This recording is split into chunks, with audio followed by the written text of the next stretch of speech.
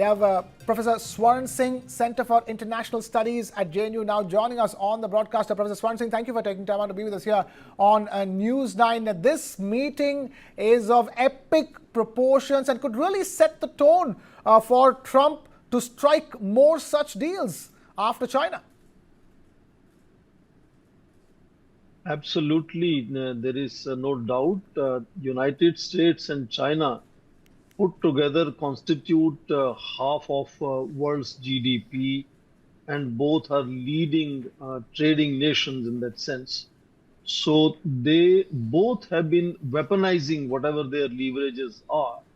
For example, President Trump has been obsessively using tariffs as an instrument of putting pressure on one and all.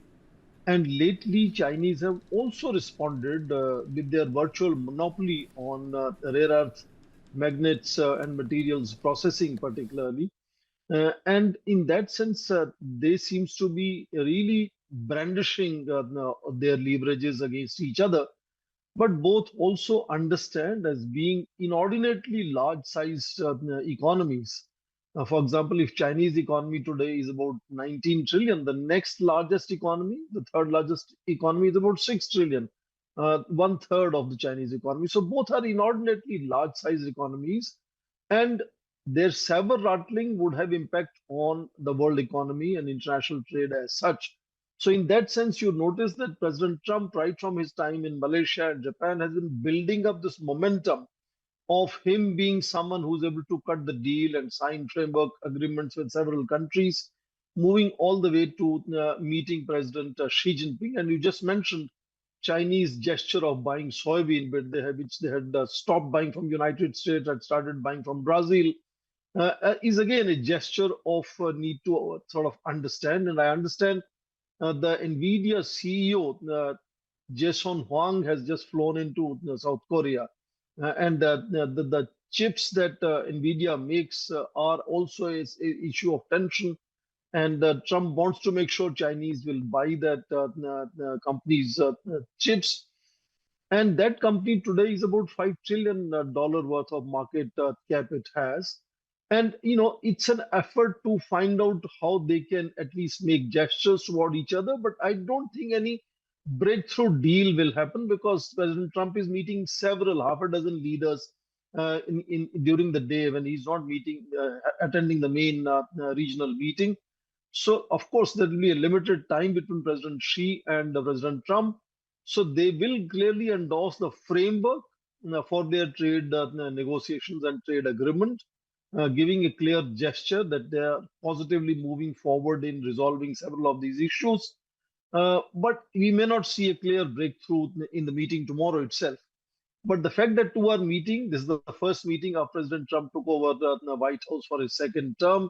They had met twice in 2019 in March and November.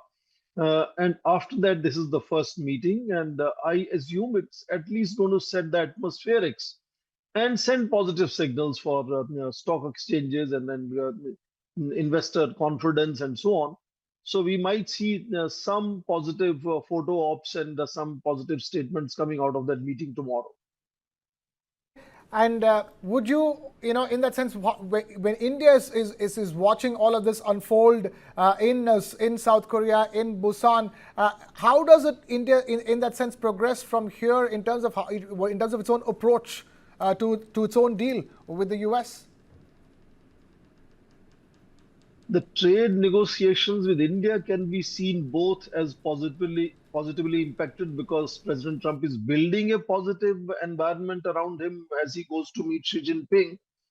But also, if there is a positive meeting tomorrow with President Xi Jinping, would also have a positive impact on all other negotiations, whether it is Japan, Malaysia, South Korea, and India, of course. And India has also been lately ensuring a certain amount of course correction. We have noticed that India has reduced purchase of oil from Russia, has increased purchase of oil from United States, and we are exploring what could be the possibilities. For example, can we buy soybean? Can we buy corn? For example, India is having a growing market of biofuels where we are mixing ethanol with petrol. So that could be something which would make India buy more corn from United States. to propitiate the fact that India has been rather stubborn in defending interests of Indian farmers and saying that is not where we will sort of make any concessions to United States. So we could see some of those possibilities where India's negotiations could also move forward. It's also a tough year for President Trump because it's largely framework agreements that he's been able to sign and there not been any breakthrough. Initially, he started by saying he's going to create new trade arrangements with all the 85 trading partners that the United States has.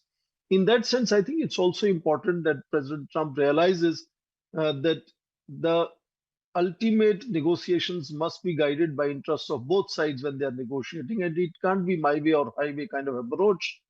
And in that sense, I think gradually both sides are finding more pragmatic ways rather than rhetoric as to how to resolve issues. And of course, the United States remains a very important trading partner for India. And India, likewise, is a very significant economy and the largest democracy, which is again something that United States wants to flaunt, is on their side of increasing sort of global tensions and divide, if you want to see in terms of geopolitics. So Right. gradually, I think both sides are going to become more pragmatic about it. There needs to be a political sign-on by leaders in both countries. Professor Swaran Singh, because when something like this happens, when the U.S. and China are on the verge of a compromise, it just realigns the playing field per se, the state of play as we know it. Professor Swaran Singh, how do you think the fact that Trump is so keen on it? The fact that Trump wants to tom-tom the fact that he's had a great conversation with them, with China. He's also sending a message to not just to the world, but to India as well. The fact that, hey, look at me. I'm able to sign a deal with China. China is coming to the table. I'm able to strike a deal with China. So should you. I think the next great talk that Trump might have is with Taliban leaders. I'm yet to see any leader he has met and he hasn't had a great talk with that leader. So I think we should take with a bit of a pinch of salt. Okay. But reality, you heard Scott Lucas just mention his success rate this year on trade deals is zero. Yeah. And I think that should work very well for negotiations with India. He won't be tom-tomming as far as his success rate is concerned. And Okay. therefore, I think he would require not to be so much confrontationist when it comes to dealing with India. And invariably, he keeps praising Indian Prime Minister and talks of trade deal in coming weeks Fair and enough. so on and so on.